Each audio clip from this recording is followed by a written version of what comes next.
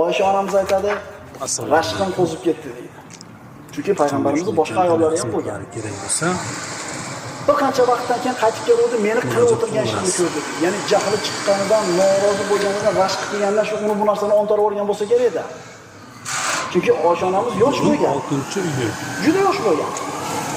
Shunda payg'ambarimiz sollallohu alayhi vasallam aqajjaki shaytonni shaytoningiz kelib qoldimi dedi. Hali jining qo'zib qoldimi dedi-yu. Har bitta odamni ichida jindan bo'lgan bitta, farishtadan bo'lgan bitta do'sti bor. Sahih Muslimda keltirilgan hadis. Bitta jindan bo'lgan do'sti bor, shaytonlardan bitta farishtadan bo'lgan do'sti bor. Bu qoladi ba'zida. Nima qilsamikin desa, ikki xil maslahat bo'lib qoladi.